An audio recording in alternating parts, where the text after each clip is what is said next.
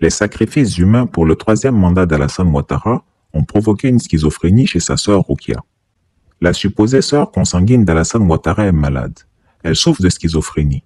En d'autres termes, Ouattara Rokayatou dite Rokia, sœur cadette présumée d'Alassane Ouattara et mère de Masséré Touré, la nièce et communicante du palais présidentiel, est devenue folle.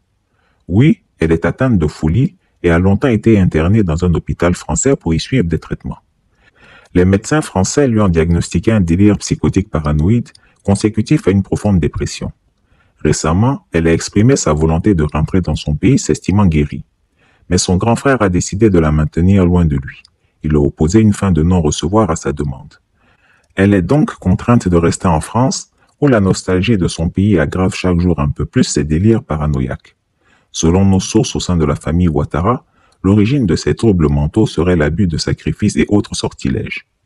En effet, dans la quête du troisième mandat d'Alassane Ouattara, tout le clan Ouattara s'est lancé dans une course éperdue aux marabouts et aux sorciers. Il s'agissait de faire en sorte que ce dernier impose un troisième mandat illégal aux Ivoiriens, sans que ceux-ci ne puissent en aucun cas le contester. Ne trouvez-vous pas curieux que les Ivoiriens n'ont pas pu réagir énergiquement contre le troisième mandat, là où les peuples maliens, burkinabés et sénégalais ont été si prompts et résolus dans leur combat pour la démocratie dans leur pays? La vérité est que beaucoup de sacrifices humains ont été pratiqués. Les cadavres réduits en poudre ont été éparpillés dans toute la Côte d'Ivoire et particulièrement dans les casernes militaires afin qu'il n'y ait aucun soulèvement. Là réside le secret des Ouattara, le pouvoir par le sang.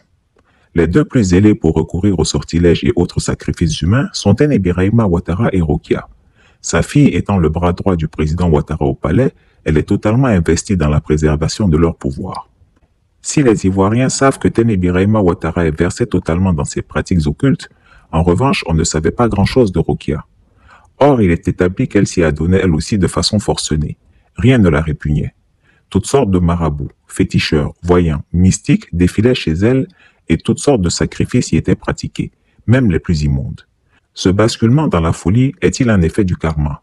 Toujours est-il que c'est dans la plus grande discrétion que son frère aîné l'a envoyé en France dans un asile pour fous, en vue de la faire soigner dans le plus grand secret. Il semble que c'est une profonde honte que la famille ressent et veut cacher cela au grand public. Chris Yapi est là et a ouvert grand ses yeux de hibou. Cette information est authentique et ne peut être niée par la famille Ouattara. J'ai longtemps écrit sur les sacrifices humains qui se pratiquaient pour la conquête du pouvoir de ce régime. Certains n'ont pas voulu y croire. Voilà que les dégâts sont manifestes sur les auteurs qui, à mon avis, le méritent bien.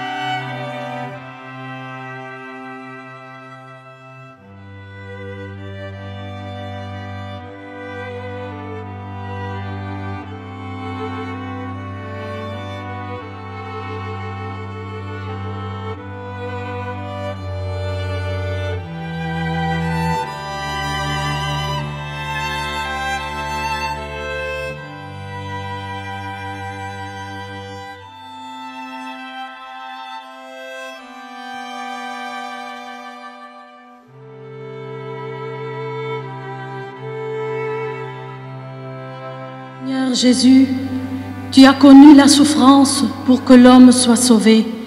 Tu t'es fait homme pour que l'homme communie avec Dieu. Durant ton séjour terrestre, tu as guéri des malades, tu as ressuscité des morts. Tu es venu sur terre pour libérer l'homme de la souffrance et tu as donné le pouvoir à tes disciples, à ton Église de guérir et de délivrer en ton nom tous ceux qui sont alités par la maladie. Au nom de notre foi, nous demandons la guérison en ton nom pour Madame Adja Rokoya Ouattara. Oui Seigneur, nous te prions que cette maladie disparaisse et qu'elle se lève de son lit et reprenne ses activités. Seigneur, comme jadis la femme atteinte de perte de sang, comme l'aveugle de Jéricho, comme le paralytique et tous les malades que tu guéris aujourd'hui, Seigneur, veuillez guérir Aja et bénir sa famille, surtout son frère, Monsieur le Président de la Côte d'Ivoire, Monsieur Alassane Ouattara et sa femme Dominique et sa famille.